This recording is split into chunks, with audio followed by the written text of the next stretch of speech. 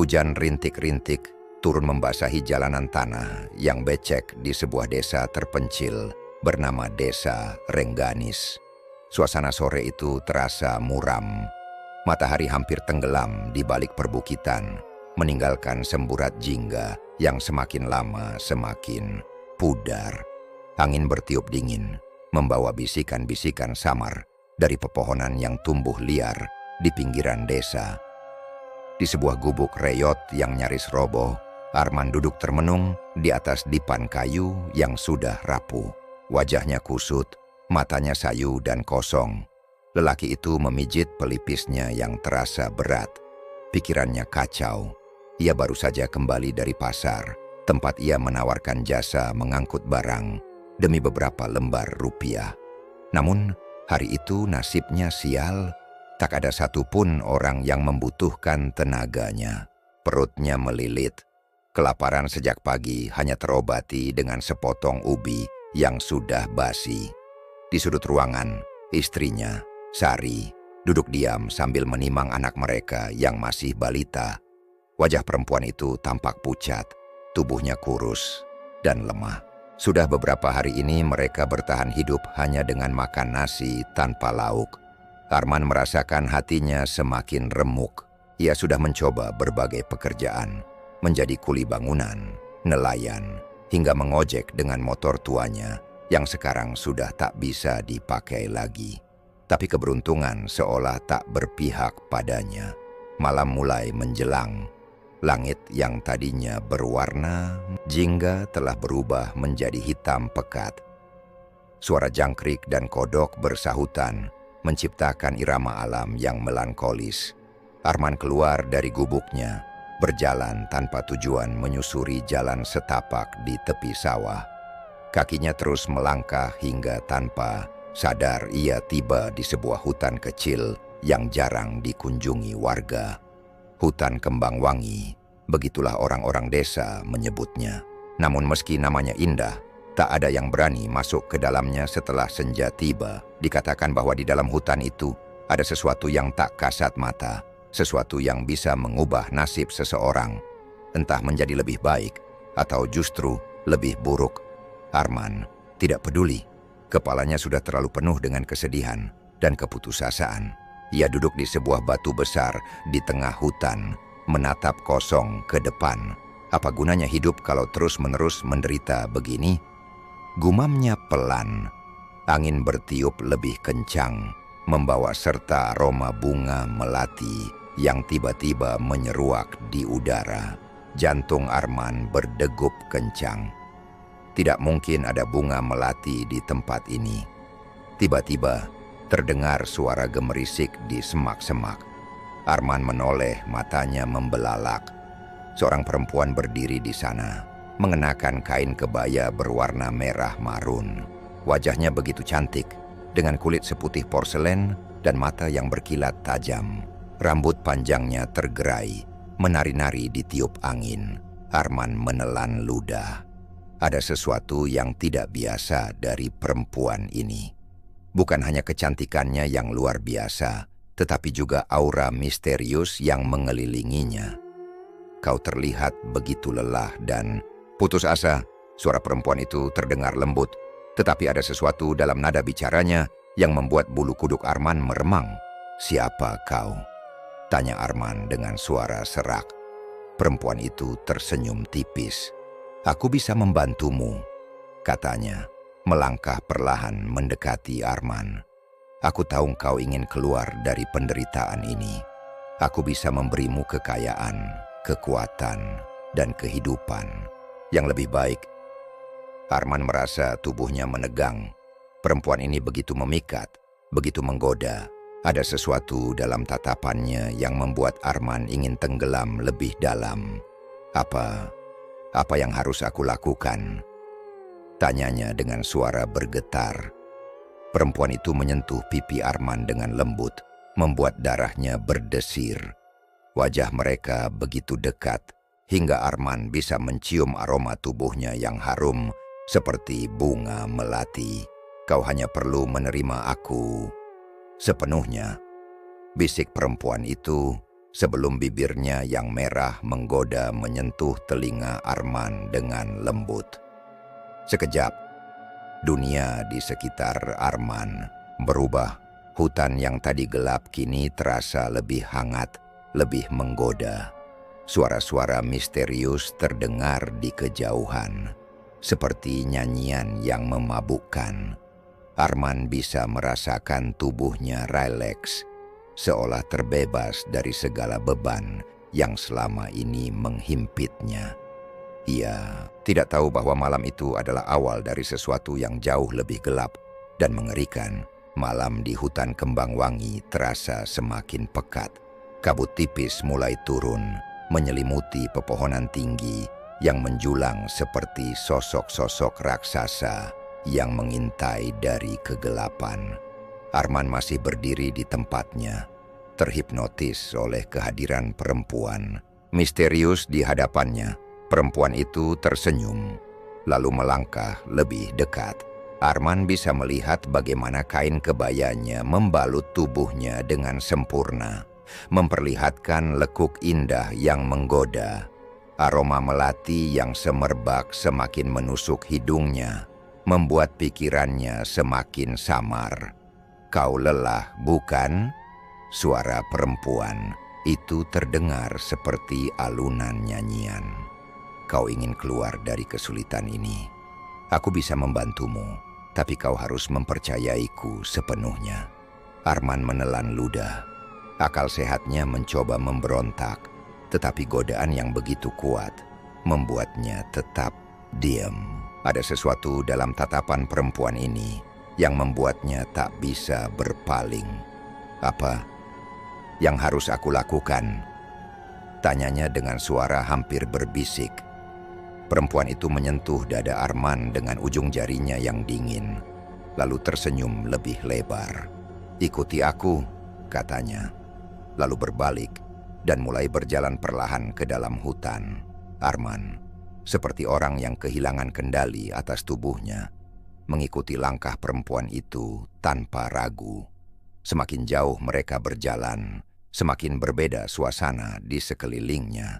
Pohon-pohon yang tadinya menyeramkan kini tampak lebih indah, dengan cahaya remang-remang yang muncul entah dari mana.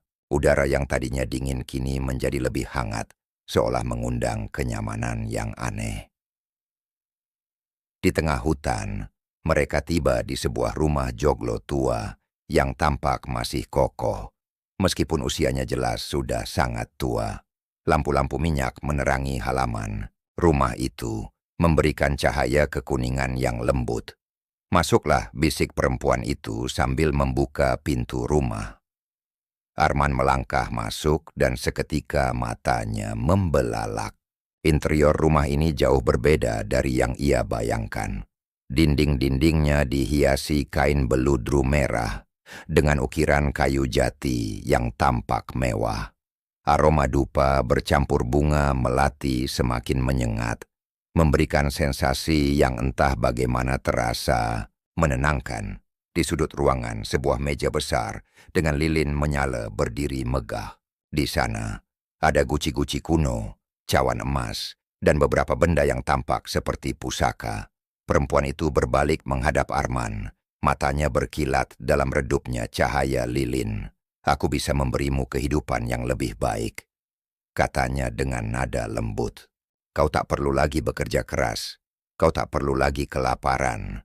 Yang kau butuhkan hanyalah menerimaku sebagai bagian dari hidupmu."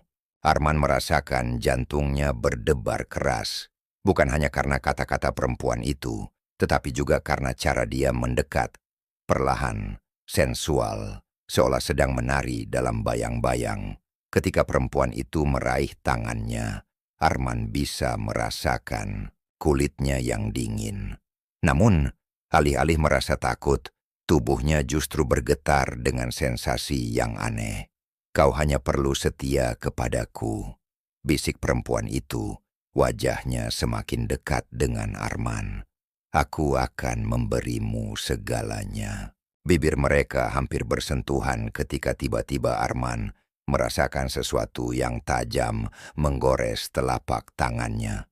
Ia menoleh, dan melihat perempuan itu tengah menggenggam belati kecil dengan ukiran aneh.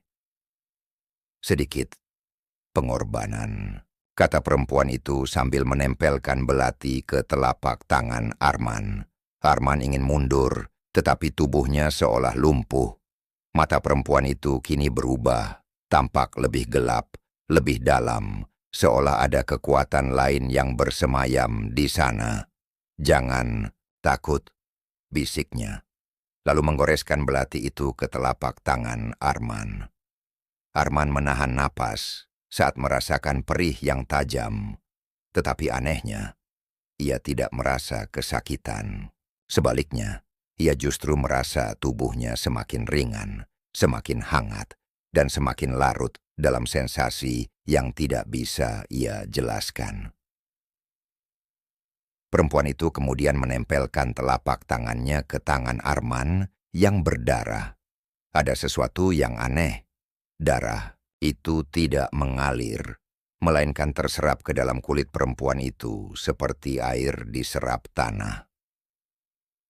Arman merasakan sesuatu merasuk ke dalam dirinya. Ada rasa hangat, ada bisikan-bisikan yang berputar di dalam kepalanya. Ada sesuatu yang mengikatnya dengan perempuan ini dalam cara yang tak terlihat. "Kini, kau adalah milikku." Suara perempuan itu terdengar lebih dalam, lebih menggema di dalam kepala Arman. Seketika, Arman merasa kepalanya berputar. Dunia di sekelilingnya menjadi gelap. Ia tidak tahu apa yang terjadi selanjutnya. Tetapi saat ia membuka mata, ia sudah berada di ranjang besar yang empuk, dengan kain sutra yang membalut tubuhnya. Di sampingnya perempuan itu tengah tersenyum, matanya bersinar dalam kegelapan. "Malam ini adalah awal dari kehidupan barumu, Arman." Arman ingin berbicara, tetapi sebelum ia sempat mengucapkan sepatah kata pun, bibir perempuan itu sudah menempel di lehernya, memberikan sensasi yang membuat tubuhnya bergetar hebat. Ia tidak menyadari bahwa ia baru saja menandatangani perjanjian yang lebih mengerikan dari yang ia bayangkan. Arman terbangun dengan tubuh yang terasa begitu ringan, berbeda dari sebelumnya. Matanya terbuka perlahan, menyusuri ruangan yang kini diterangi cahaya remang dari lilin-lilin yang masih menyala. Ia masih berada di dalam rumah joglo itu, di atas ranjang empuk, dengan selimut sutra yang membalut tubuhnya. Namun, ada sesuatu yang aneh. Bau darah samar tercium di udara, bercampur dengan aroma melati yang semakin menusuk. Ia menoleh ke samping dan melihat perempuan itu masih terbaring di sebelahnya, menyelimutkan sebagian tubuhnya dengan kain sutra merah yang tipis. Senyum perempuan itu masih sama, lembut, menggoda, tetapi ada sesuatu di baliknya yang sulit dijelaskan. "Bagaimana rasanya?" Suara perempuan itu terdengar pelan, nyaris seperti bisikan. Arman menelan ludah. Kepalanya masih terasa sedikit pening, seolah apa yang baru saja terjadi hanyalah mimpi yang samar. Tapi tubuhnya masih bergetar, dan bekas cakar halus di dadanya membuktikan bahwa semuanya nyata. "Ini nyata?" tanyanya dengan suara bergetar. Perempuan itu tertawa kecil, menggeser tubuhnya lebih dekat, hingga Arman bisa merasakan dinginnya kulitnya. "Kau meragukan apa yang kau alami." Arman menarik napas dalam-dalam, mencoba mengumpulkan pikirannya yang berantakan. Sejak tadi, ada sesuatu yang mengganggunya. Sebuah suara di dalam kepalanya yang tidak ia mengerti. Lalu tiba-tiba ia menyadari sesuatu. Tangannya. Ia menatap telapak tangannya yang sebelumnya tergores belati. Luka itu sudah hilang, seolah tak pernah ada. Tapi yang lebih mengerikan, ada sesuatu yang berbeda dengan dirinya. Ia merasakan kekuatan yang aneh, seolah darahnya telah bercampur dengan sesuatu yang bukan miliknya. "Apa yang kau lakukan padaku?" tanyanya, suaranya mulai mengandung ketakutan. Perempuan itu tersenyum, mengangkat tangannya lalu membelai wajah Arman dengan lembut. Aku telah memberimu kehidupan yang lebih baik, dan aku telah memilihmu untuk menjadi pendampingku. Arman terdiam.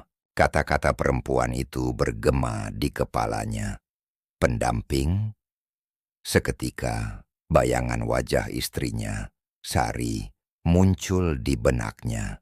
Ia tersentak, menyadari kesalahannya. Aku harus pulang. Arman mendadak terduduk, mencoba beranjak dari ranjang. Namun, sebelum kakinya bisa menyentuh lantai, perempuan itu sudah berada di depannya, menahan dadanya dengan satu telunjuk. Meski hanya dengan satu sentuhan, tubuh Arman seketika terasa berat, seolah tidak bisa bergerak. Kau tidak akan pergi begitu saja, Arman. Suara perempuan itu terdengar lebih dingin, lebih dalam. Kau sudah menerima aku. Kau sudah menjadi bagian dari duniamu. Jantung Arman berdegup kencang. Ada sesuatu yang berubah dari perempuan ini. Tatapan matanya semakin dalam, semakin kelam. Bibirnya yang merah kini terlihat lebih pucat. Dan cahaya lilin di sekeliling mereka mulai bergetar seolah terganggu oleh kehadiran sesuatu yang tidak terlihat. Kau ingin kekayaan, bukan? Perempuan itu melanjutkan. Suaranya mendayu, tetapi berisi perintah yang tak bisa ditolak. Kau ingin kehidupan yang lebih baik, dan aku telah memberikannya padamu. Kau hanya perlu menyerahkan sesuatu sebagai gantinya. Arman mulai gemetar. Apa yang kau inginkan dariku? Perempuan itu menyentuh dadanya, tepat di atas jantungnya. Kesetiaanmu, dan sesuatu yang jauh lebih berharga dari sekadar uang. Seketika, ruangan itu bergetar. Arman menahan napas saat dinding-dinding rumah joglo itu seolah bergelombang seperti kabut. Bayangan-bayangan hitam mulai bermunculan di sudut-sudut ruangan, berbisik-bisik dalam bahasa yang tidak ia mengerti. Dan saat itulah ia melihat sesuatu di balik punggung perempuan itu. Sosok hitam. Sebuah bayangan besar dengan mata merah menyala, berdiri tepat di belakang perempuan itu. Sosok itu tidak memiliki wajah yang jelas, hanya sebuah bentuk kabur yang mengerikan. Tetapi Arman bisa merasakan tatapannya yang tajam menusuk ke dalam jiwanya. Kau telah menjadi bagian dari perjanjianku, Arman. Suara perempuan itu kini bergema, seolah berasal dari dua tempat sekaligus. Arman ingin berteriak, ingin lari, tetapi tubuhnya tetap membeku. Lalu, semuanya menjadi hitam. Ketika Arman membuka mata, ia sudah berada di rumahnya. Ia tersentak. Napasnya tersengal-sengal. Ia masih terbaring di dipan kayu di dalam gubuknya. Dengan suara ayam berkokok di luar, cahaya pagi mulai masuk melalui celah-celah dinding yang rapuh. Apa yang terjadi? Gumamnya. Matanya menyapu sekeliling ruangan.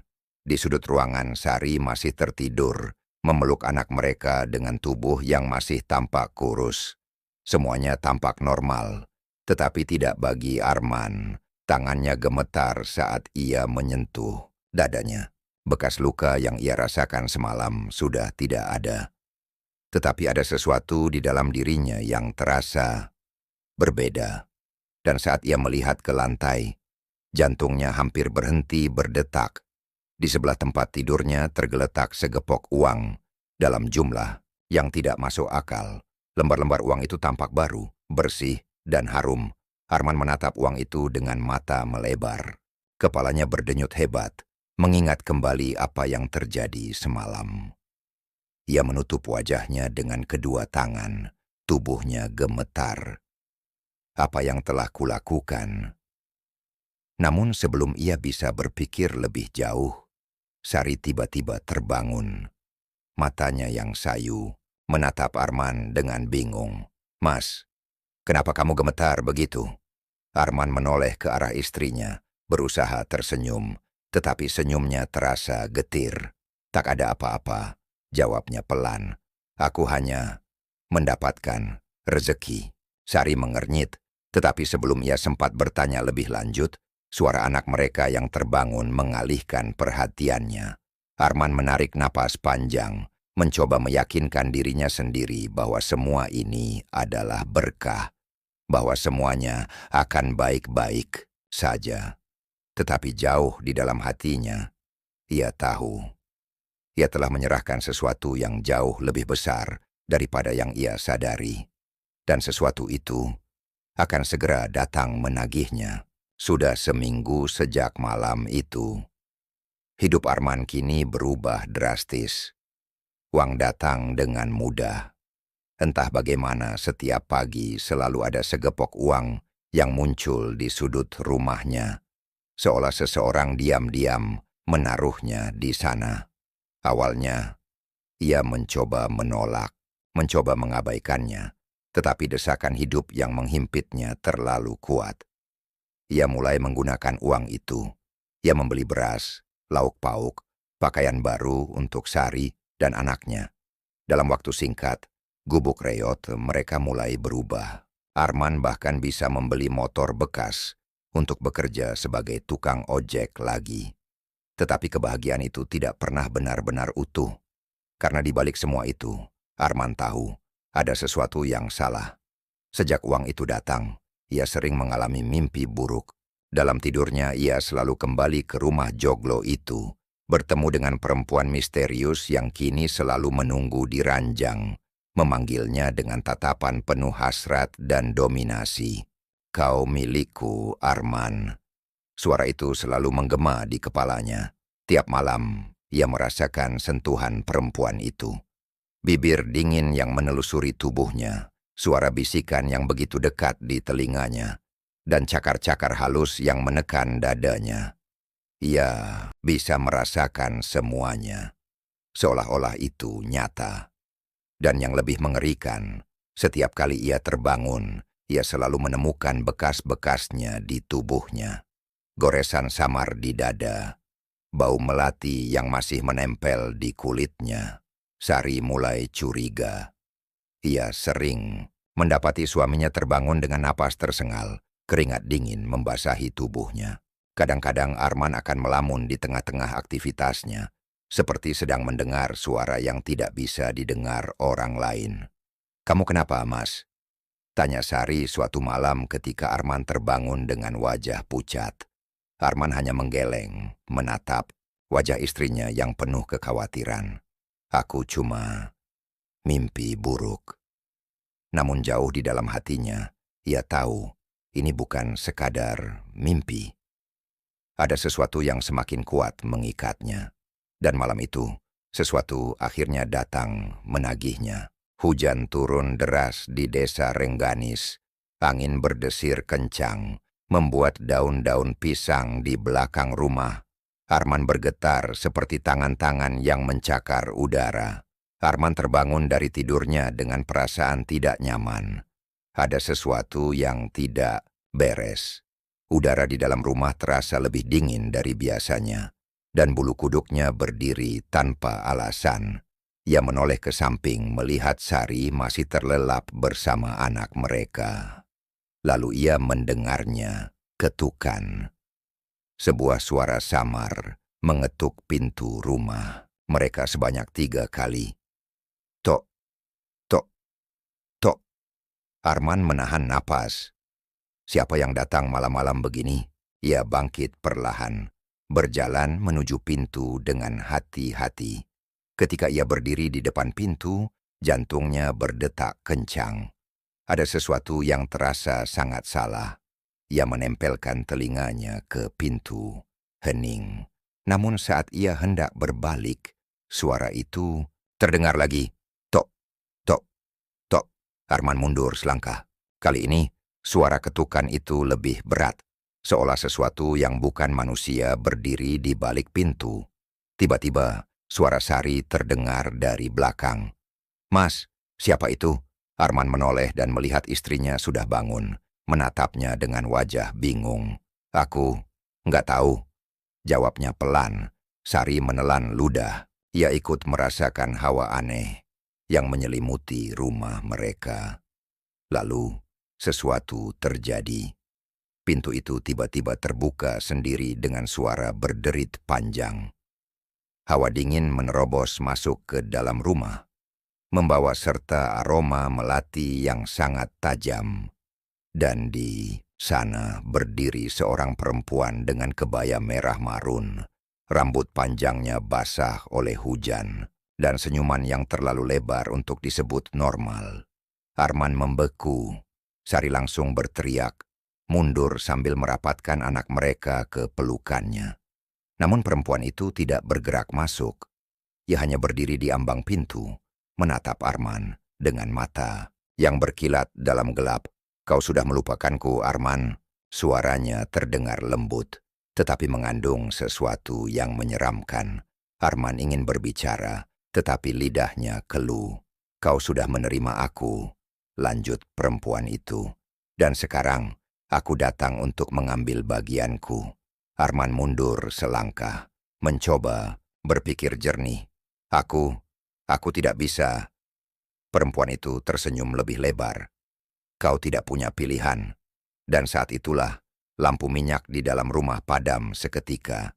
Dalam kegelapan total, suara Sari terdengar panik. "Mas, Mas, di mana kamu?" Arman meraba-raba sekelilingnya, tetapi sebelum ia bisa mencapai istrinya, sesuatu mencengkeram tangannya.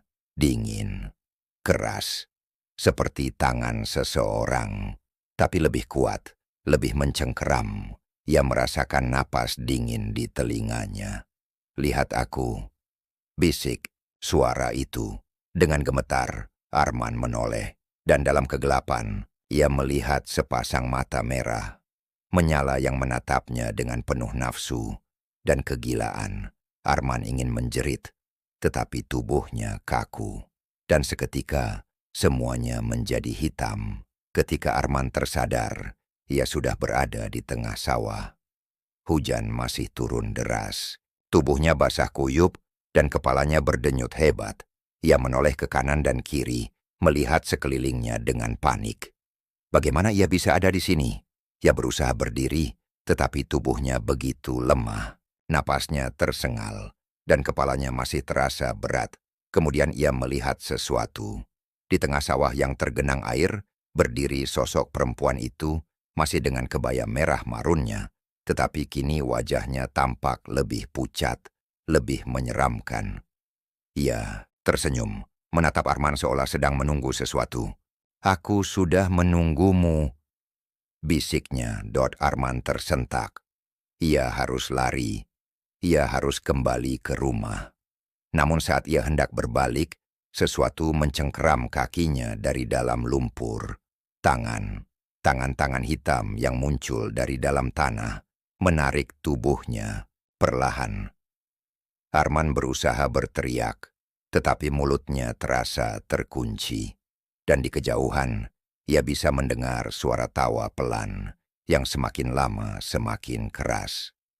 Malam ini, perjanjiannya benar-benar dimulai. Arman meronta sekuat tenaga. Tangan-tangan hitam berlendir, terus menariknya ke dalam lumpur sawah yang dingin dan licin. Kakinya tenggelam semakin dalam, air sawah yang kotor mulai mencapai pinggangnya. Napasnya tersengal, matanya membelalak ketakutan. Di depannya, perempuan berkebaya merah itu masih berdiri diam, tersenyum dengan tatapan yang semakin menusuk ke dalam jiwanya. "Aku sudah menunggumu, Arman," bisik perempuan itu. Suaranya melayang di antara suara hujan dan angin yang mengamuk. Arman berusaha meraih apa saja.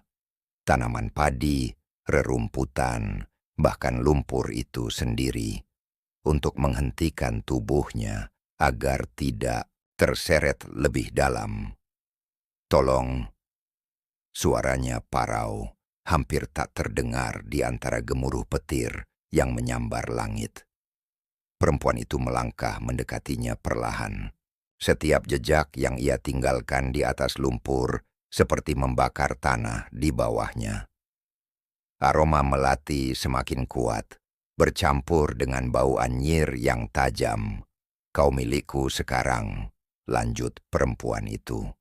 "Aku telah memberimu segalanya, dan kau telah menerimanya. Sudah waktunya kau memenuhi janjimu kepadaku." Arman menggeleng keras. "Tidak, aku tidak pernah setuju untuk ini." Perempuan itu tertawa kecil, tetapi tawa itu terdengar begitu dingin, begitu menusuk. "Oh Arman, kau pikir kau bisa bermain dengan dunia kami dan pergi begitu saja?" Mata perempuan itu berubah. Bukan lagi mata manusia, tetapi dua lubang hitam yang dalam, seolah langsung menatap ke dalam kehampaan. Lalu, tangan Arman yang masih di permukaan mulai berubah. Kulitnya menghitam, urat-urat biru keunguan menjalar dari telapak tangannya, merayap ke lengan, dan naik ke dadanya. Sesuatu yang panas dan dingin sekaligus menyebar di dalam tubuhnya, membuatnya ingin menjerit. "Apa yang kau lakukan padaku?" Arman berteriak histeris. Perempuan itu berjongkok di depannya, mengusap wajahnya dengan lembut. "Aku hanya mengambil bagian dari perjanjianku." Tiba-tiba, bayangan hitam di belakang perempuan itu bergerak. Sosok mengerikan dengan mata merah yang tadi Arman lihat di rumah Joklo kini muncul sepenuhnya dari balik kabut. Tubuhnya hitam pekat, lebih besar dari manusia biasa, dengan tangan panjang yang memiliki kuku setajam belati. Sosok itu mengulurkan tangannya ke arah Arman, dan seketika jantung Arman terasa seperti diremas oleh sesuatu yang tak terlihat. Arman menjerit kesakitan. Di rumahnya, Sari terbangun dengan napas terengah-engah. Ia merasakan sesuatu yang tidak beres. Matanya mencari-cari suaminya, tetapi dipan kayu di sampingnya kosong. "Mas," panggilnya, tetapi hanya suara angin yang menjawab. Jantungnya mulai berdebar keras. Ia bangkit, menggendong anaknya yang masih tidur, lalu berjalan menuju pintu rumah. Ketika ia membukanya, matanya membelalak ngeri. Jejak kaki berlumpur memanjang dari ambang pintu menuju sawah di kejauhan. Sari merinding. Ia tahu suaminya telah pergi ke suatu tempat, dan ia bisa merasakan bahwa sesuatu yang mengerikan sedang terjadi. Tanpa berpikir panjang, ia segera berlari ke rumah tetangga, mengetuk pintu mereka dengan panik. "Pak Leman, Bu Leman, tolong, Mas Arman hilang." Seorang lelaki tua, Pak Leman, keluar dari rumahnya dengan wajah mengantuk, tetapi langsung berubah tegang ketika melihat ekspresi ketakutan Sari. "Apa yang terjadi, Sari?" "Mas Arman, dia pergi ke sawah. Aku takut ada yang tidak beres." Pak Leman segera membangunkan beberapa warga lainnya, dan dalam hitungan menit, beberapa lelaki desa sudah membawa obor dan bergegas menuju sawah. Hujan masih turun, tetapi mereka tetap berjalan menerobos. Malam, ketika mereka sampai di pematang sawah, seorang warga tiba-tiba berteriak, "Itu Arman!" Mereka berlari ke arah yang ditunjuk. Dan di sana, di tengah lumpur, Arman tergeletak tak bergerak. Tubuhnya basah kuyup, matanya terbuka tetapi kosong, dan bibirnya membiru. Di dadanya ada bekas goresan yang aneh. 5 garis panjang seperti bekas cakaran sesuatu yang besar. Pak Leman segera mendekati tubuh Arman, mencoba mengguncangnya. "Arman, bangun!" Arman tiba-tiba tersentak, terbatuk, lalu mengambil napas panjang, seolah baru saja keluar dari dalam air. Warga yang lain mundur ketakutan. Arman mengangkat wajahnya perlahan, menatap orang-orang di sekitarnya dengan mata yang berbeda. Mata yang kini berwarna hitam pekat, tanpa bola mata. Sari menjerit, memeluk anaknya erat-erat. Pak Leman melangkah mundur. "Arman, kau baik-baik saja?" Arman tidak menjawab. Ia hanya tersenyum, dan dalam suara yang bukan suaranya sendiri, Ia berbisik, "Aku sudah kembali." Keesokan paginya, Arman kembali ke rumahnya seolah tidak pernah terjadi apa-apa. Ia berbicara dengan normal, tertawa seperti biasa, dan menjalani hidupnya seperti dulu. Tetapi Sari tahu, suaminya bukan lagi Arman yang ia kenal. Kadang-kadang, di tengah malam, ia terbangun dan melihat Arman duduk di tepi ranjang, berbicara sendiri dalam bahasa yang tidak dimengerti. Kadang ia melihat suaminya berdiri di depan cermin, tersenyum, tetapi bayangannya di dalam cermin tidak bergerak. Dan yang paling menyeramkan, setiap malam, tepat pukul 3 dini hari, aroma melati akan memenuhi rumah mereka. Di kejauhan, di tengah hutan yang gelap, terdengar suara tawa seorang perempuan. Dan perlahan-lahan, satu persatu warga desa mulai menghilang tanpa jejak. Perjanjiannya belum berakhir. Ini baru saja dimulai, tamat, atau mungkin belum. Bagaimana menurutmu? Apakah akhir ceritanya cukup mengguncang dan menyeramkan? Jangan lupa like, komen, dan subscribe untuk cerita horor lainnya.